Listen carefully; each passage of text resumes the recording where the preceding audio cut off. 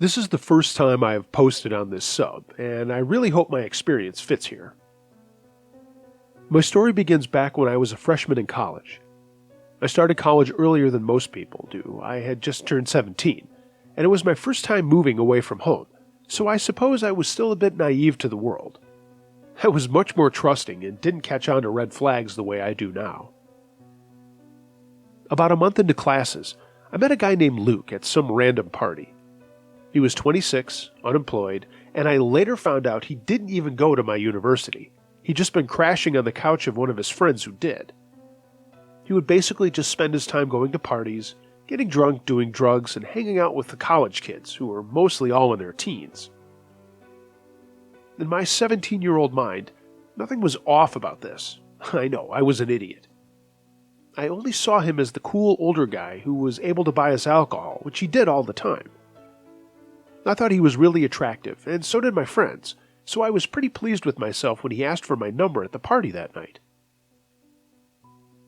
We went on many dates over the next few months, and before I knew it, I was this 26-year-old man's 17-year-old girlfriend. He would get angry that I didn't want to tell my parents about him, but I knew they wouldn't approve and would try to put a stop to it immediately. To be honest, I never fully saw what Luke and I had as a serious relationship, so I didn't see myself ever introducing him to my family anyway. I still had a lot I wanted to do: graduate, travel, live abroad for a year, etc. And I guess I always assumed we'd break up when I was ready to do those things. Plus, he wasn't really the let's get married and start a family kind of guy, rather the let's party and have fun until we get tired of each other kind of guy. Well, after 8 months of dating, I guess I still wasn't tired of him because we ended up moving in together. Everything was going okay aside from the fact that he was still unemployed, leaving me to pick up a full-time job on top of school in order to pay all of the bills. He did make some money on the side, which I always suspected came from drug dealing, but any time I asked, he would just dismiss the idea and tell me his mom was helping him out. I didn't press because if he was making money from dealing drugs, I would rather be oblivious to it anyways. As I stated earlier, I'm an idiot. Even with all of Luke's obvious flaws and shortcomings, nothing had made me scared of him until this one night in December. A lot of our friends lived in the same apartment complex as us, so almost every weekend we would just pop over to one of their places for some drinks. We would both get a little drunk, and Luke would occasionally do some drugs, and then we would just go home without incident. Well, this one night, Luke had way too much to drink. I mean, more than I'd ever seen him drink since knowing him. I'd lost track of him at one point, and when I went to look for him, I found him snorting a line of coke with some random guy in a dimly lit back room. It's important to note that his drug use had started to become heavier and more frequent by this time, so the sight actually pissed me off a little bit. I just left the room and went back to mingling with my friends, as I didn't have the energy to confront him about it. A few minutes later, the particular friend I was chatting to at the moment stopped me mid-sentence and told me to look to my right. And what I saw still sends chills down my spine to this day. Luke was staring daggers at me with his fists clenched. The look in his eyes was pure hatred. He stormed over to me and proceeded to call me a whore in front of everyone. It was kind of like those movies when someone yells something at a party. The music stops, the room goes silent, and everyone is staring at you. I remember being so utterly lost for words that I couldn't even say anything back. He continued screaming at me in front of everyone, saying someone told him I was flirting with one of his friends, and continuously calling me derogatory names. I became so embarrassed that I stood up and literally ran out of the front door, as I didn't know what else to do. I could hear Luke chasing after me, and when he caught up, he grabbed my arm so hard that it immediately bruised. I broke away from his grasp and ran towards our apartment, all while he was yelling at me with that evil, hateful look in his eye. When I got to our front door, I had just enough time to open it and slam it shut before he caught up to me again. However, since I didn't lock it quickly enough, he managed to push it open a little bit before I stopped it with my foot. Pure adrenaline allowed me to push it back closed and lock it before he could enter. When I began to calm down a bit, I felt my foot getting hot. I looked down and saw that the door had completely taken a layer of skin off the top of my foot. I had been wearing flip-flops, and I guess with all the excitement, I hadn't even realized I'd hurt myself. The sight of all the blood prompted me to break down into a hysterical fit of tears. I felt scared, shocked, and completely alone. Luke must have slept it off at one of our friends' apartments that night, because I didn't see him again until 2 days later. He showed up at our front door with flowers, apologizing for that night and telling me that he'd simply gotten too drunk. He said it would never happen again, so I stupidly let him back in and told him that I forgave him. In my heart, I knew I didn't really forgive Luke, but I tried to convince myself that I did for the sake of our apartment lease. I was now a little bit scared of him, but we'd signed a 1-year lease and we were only on the second month. I was worried that having a broken lease on my history would make it hard for me to rent in the future. It seemed stupid to put something as trivial as a lease in front of my safety when I look back at it now, but at the time, I didn't realize how dangerous he was. I just convinced myself that I could somehow peacefully ride out the next 10 months and make my break when the time came. Stupid, right? I know. After a few weeks of me just trying to make the best of a bad situation, I think Luke became aware that my feelings for him had changed. He suddenly became unreasonably mean, jealous, and angry. One night, I went out with my friends after class without telling him. I was doing this a lot as I liked to be away from the apartment as much as I possibly could. When I checked my phone around 8 p.m., I saw he'd called me 22 times. I called him back, and he demanded to know where I was. After listening to him yell at me for 5 minutes, I gave him the address of a bar just so he could pick me up and take me home. At least if I agreed to go home, the yelling would stop. I knew it was just easier to give him what he wanted in order to keep the peace. I waited outside the bar for him for about 10 minutes, and when he arrived, I was surprised to see 3 men hop out of the car with him. All of them were holding bats, including Luke, and one of the men was even wearing brass knuckles. Luke grabbed me by the arm and dragged me into the bar where he began screaming for the guy who was fucking his girlfriend to show his face. He looked at me with that evil glare and muttered through his teeth that he knew there had to be a reason I was out instead of at home with him, and demanded I point out the guy I was cheating on him with. I started crying out of sheer terror, and a few of my male classmates sprang up and ran to my aid. When Luke saw the 2 men begin to run up on us, he let go of me and a huge brawl broke out. Luke and the men he came with managed to beat up one of my classmates pretty badly before the police were called, and I still hold so much guilt about that to this day. Words cannot explain how sorry I am for involving other people in my fucked up relationship. Even though everyone was comforting me and telling me it wasn't my fault, I will always feel like it was. Nothing can ever make me think otherwise. Luke was arrested and wasn't released until a week later. Apparently, he had a warrant out for unpaid parking tickets. That week gave me the perfect amount of time to pack up all of my things and quickly move in with a girl from one of my classes whom I got pretty close with. Fortunately for me, the leasing office at the complex Luke and I lived in was technically on school grounds, which meant they had different rules and standards from a traditional apartment complex. When I went to plead with them, they granted me special permission to break our lease after I explained the situation. They didn't want a violent man, one who was now criminally charged with assault, living on their property, and they sure didn't want me living with him either. Luke was served with the eviction notice the day he got out of jail, and that same day he found out where I was staying. Even now, I have no clue how he found the address to my classmate's place, but it's one of those things that still makes me sick when I think about it. I didn't tell that many people where I was staying, and the ones I told knew the danger I was in, so I don't believe they would have given up my location. The night he got out of jail, I was sleeping in my classmate's spare bedroom around 1 a.m. when a loud banging woke me up.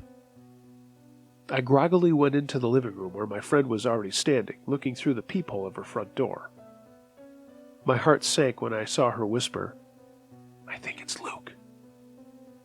She was now ducking behind the door, motioning for me to get out of view of the window, but I was too furious to listen. I went right up to the window and started screaming at him to go away. I was yelling profanities at him, flipping him off and threatening to call the cops. I had had enough, and I was more furious than scared at this point. I should have listened to my friend, though, because before I could react, Luke raised his arm and arched it back as if he were about to throw something at me. I heard a loud explosion and felt dozens of tiny shards of glass fly into my face. I fell backwards onto the floor as my roommate began to scream loudly.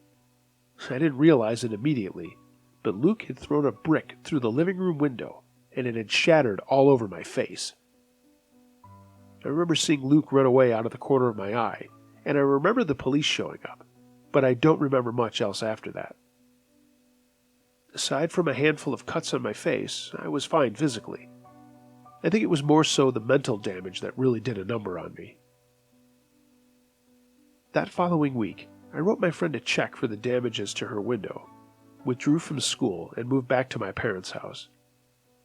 Everything had gotten far too real for me to handle on my own, and I was genuinely terrified that Luke had it in him to kill me if he got angry enough. I also mostly just didn't want to include anyone else in my bullshit anymore, and I thought it better to disappear completely in order to protect myself and the people around me. I immediately confessed everything to my parents and told them how scared I was. Even though they were extremely disappointed in me, they helped me get back on my feet and enroll in a community college a few minutes away from their house. I pretty much got on with my life over the next year and a half, working, going to school, and spending time with my friends. I dated here and there, but never found anyone I liked enough to commit to. It was a good, uneventful, simple life for a little while there. Now, this is the truly terrifying part. Over time, my brain lessened the severity of everything that Luke did to me. Slowly, I somehow convinced myself that I'd overreacted about the whole thing. I completely forgot the feelings of terror, helplessness, and pain Luke had brought upon me. Time had made me forget. Couples fight, right? We weren't even together that long, and he never truly hurt me. Right? It wasn't that bad. Right?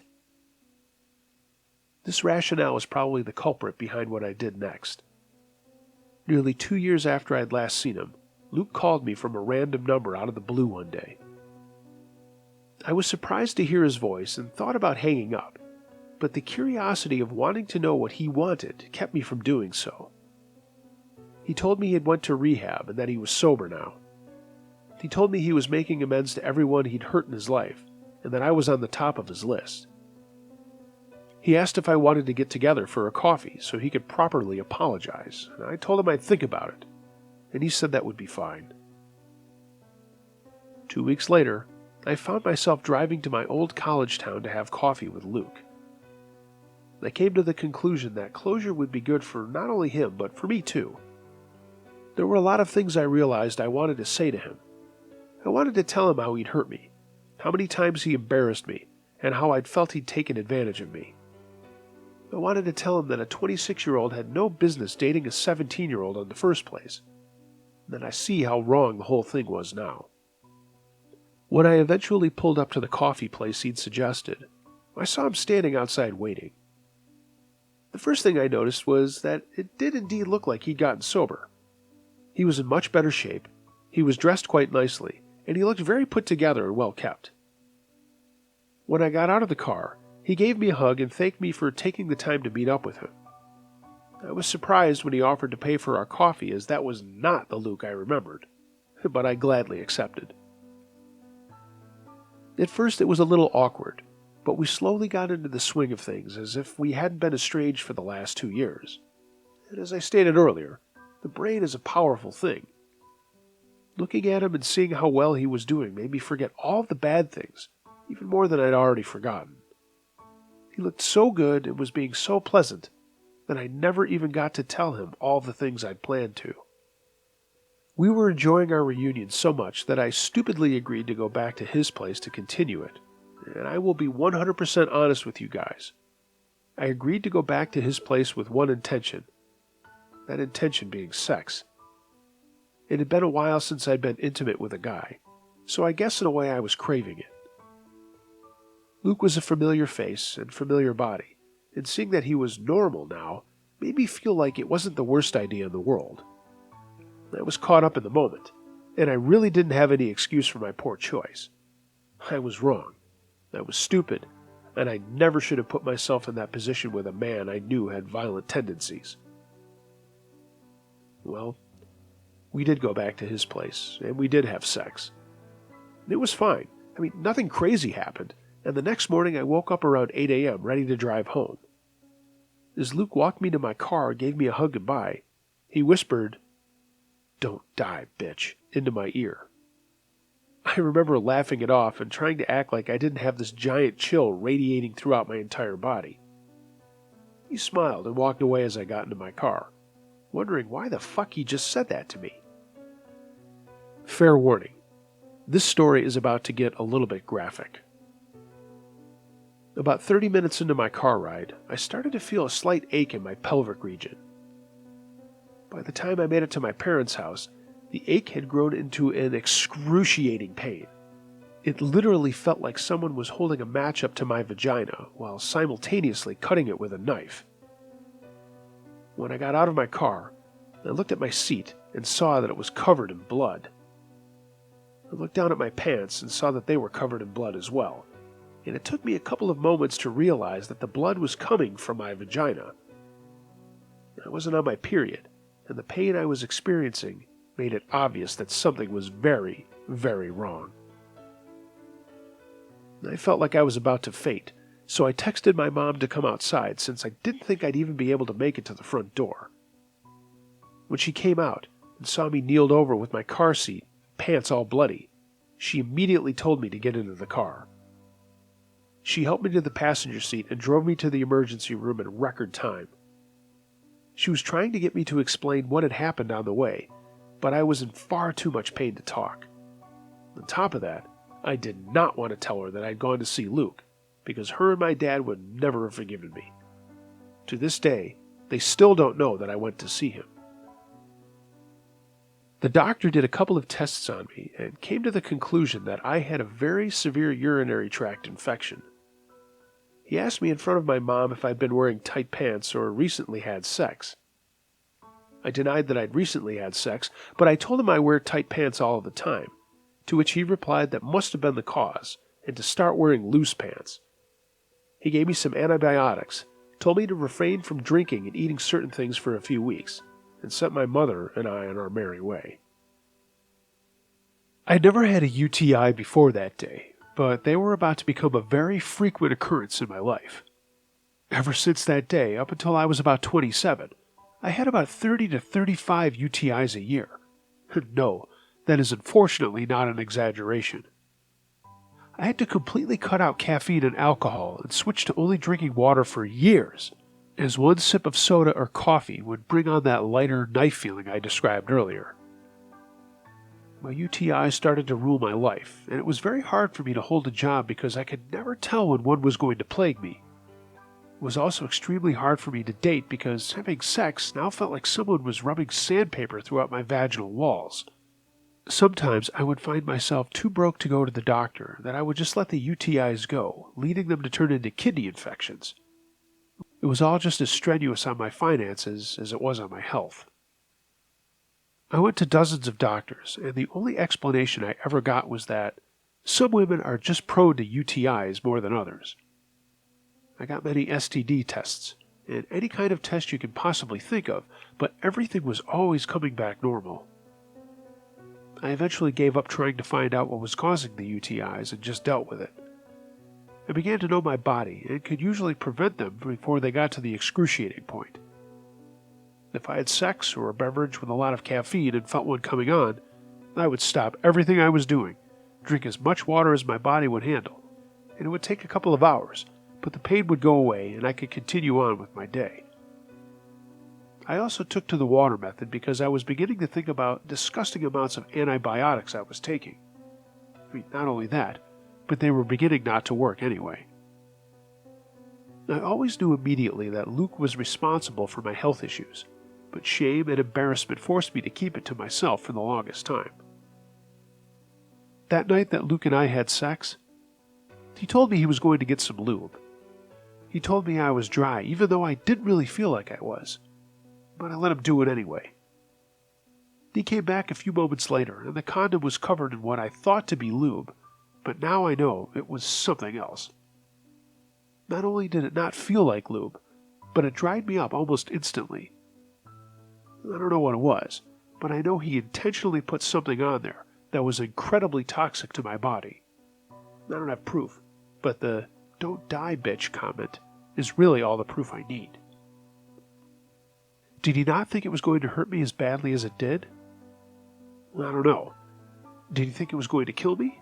I don't want to know. I'm almost 30 now, and I'm happy to report that I only get about one UTI a year, if even.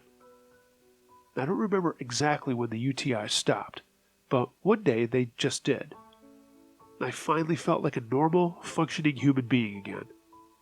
I also eventually graduated college, though it took me 6 years due to the breaks I had to take because of my health issues. A few years ago, I managed to secure the job of my dreams.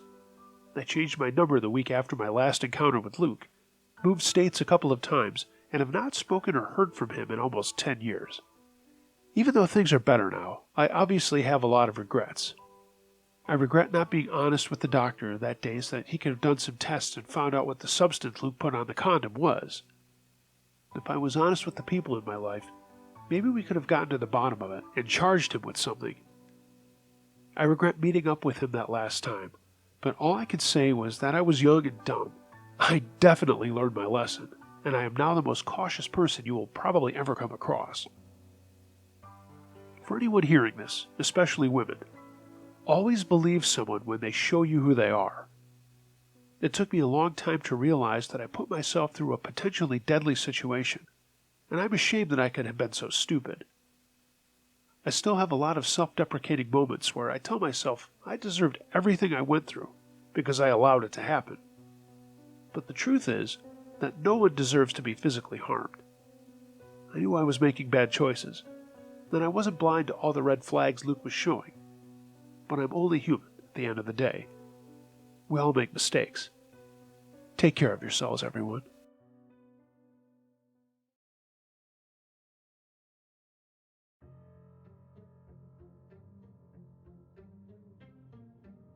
This happened about 2 years ago now, and what was strange about it was that I never saw a red-headed man, but I did see something else. So, there's this road in Massachusetts that connects 3 towns together: Seekonk, Rehoboth, and Dighton. At the time, I was just about to graduate college and would often go out on late-night drives, sometimes with friends and other times by myself. It was nice and calming without the road rage I find myself in any time that I drive in daylight. I was also on a heavy YouTube binge of ghost and haunting videos at the time. I usually go in and out between these phases because I do kind of believe if you watch too many things, you invite things into your life. I've had some weird things happen to me before, so I just like seeing what others go through. Anyway, I was watching these kinds of videos nonstop for a few weeks, and on one video, this guy was talking about a supposedly haunted road that was in Massachusetts. What apparently happens is, there's this red-headed man in a red flannel and brown pants, with some luggage, walking up the road. If you stop for him, he'll appear in your back seat in silence, and then your car will break down while he laughs at you and messes with your radio and doors. If you don't stop for him, basically the same thing happens, but it ends up with you crashing. What fun. I used to live in Rehoboth, and so I knew this road pretty well. I drove on it a lot, and never at night since I moved to another place. I asked a few of my friends if they wanted to check it out, and I thought it'd just be fun, the 3 of us driving up and down the road in the middle of the night. Sadly, they didn't want to test it. So eventually I decided, oh well, I'll do it myself. And there I was, at 1:30 a.m., driving down this road. I saw nothing, so I turned around and drove back up it. Again, nothing. There were still some cars driving through the road, and I remember reading that you had to be alone, so I pulled over and waited there until there was no one, and again went back down the road. Nothing. At this point, it was pretty close to 3 a.m., and I decided one more time, and then I was going to leave. There weren't any other cars out there, and I had pretty much given up at this point. I should probably say that it started raining around this time, and then I saw it. I saw someone. It was weird because he wasn't dressed in red. In fact, he had nothing red on him. So I figured it was probably some guy, but he did have a luggage bag with wheels that he rolled behind him. What I found strange was that he was dressed all in blue, even his bag, and he wasn't in any hurry. He was just walking up along the side of this road, alone, while it was raining at 3 in the morning. Honestly, it was a little funny. Maybe the ghost has a brother, I thought to myself. I ended up driving past him, and when I reached the top of the road, I figured it was time to head back home. I was a little disappointed that nothing happened, but oh well. The way home meant that I had to go back down the road for a bit and turn right onto a different street. So I went back down. I don't know if I was tired or something, but I swear, this guy picked up the pace, because in the 5 to 10 minutes it took me to turn around, he had made some serious time and gained a bit of distance. It was so strange, but again, nothing happened. I drove past him, and I was fine. No laughing, no car breaking down, all painfully fine. I got home and went inside and figured it was time for bed. I have a lamp on almost all the time. I don't know, I guess I figured I like being able to see at night instead of laying in the dark. But this one time, I turned the lamp off. That night was the worst I've ever had. I kept hearing noises left and right. I got a little spooked, so I pulled the covers over my head because, hey, I'm an adult, and this is what adults do when they're scared, right? That's when I heard my lamp fall off my desk. I couldn't move at all, so I just laid there under the blanket. Maybe I put it down, right? I kept thinking that to myself. The noises didn't stop, but eventually I fell asleep. When I woke up, I went over and picked up the lamp that had fallen. I turned the switch a couple of times and it would not turn on. So I figured maybe the bulb got damaged when it fell. I didn't know, but I had to get going to class, so I left the house and was gone for a few hours. When I got back home, the lamp was on. That was just weird. I couldn't really figure it out, but it could have been nothing, and maybe I was just overthinking everything. Eventually, night came, and I left that lamp on and fell asleep. At 3 in the morning, I woke up and ended up puking in the bathroom. This happened again the night after, and again the night after that. I thought something had to be wrong with me, but you can't really look up, hey, why am I waking up at 3 a.m. to throw up, without being bombarded with haunting pages and the witching hour, this and that. So I came to the conclusion that I needed to stop watching ghost things for a while because I was starting to get really creeped out. It felt like something was always watching me, and I kept waking up for the next 3 months. Always at 3 a.m., and always puking.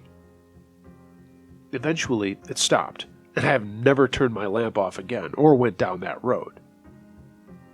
I don't know if it's connected, but it sure was a weird coincidence. I met this girl a few months ago, and we ended up talking about ghosts and stuff. She told me that she used to do some spirit medium work with her grandma when she was younger, and that she's very sensitive to things like that. Apparently, she can pick up on when something is around and stuff like that. I told her about some of my stories, especially this one. She then said I should get myself checked, and that it sounds like something is attached to me. Honestly, that's not a question I needed to know. Whatever happened on that road, and whoever that guy was, and whatever kept me up at 3 a.m. rushing to the bathroom, are all things that I don't want to know. But hey, at least it gives me a pretty weird story to tell at parties.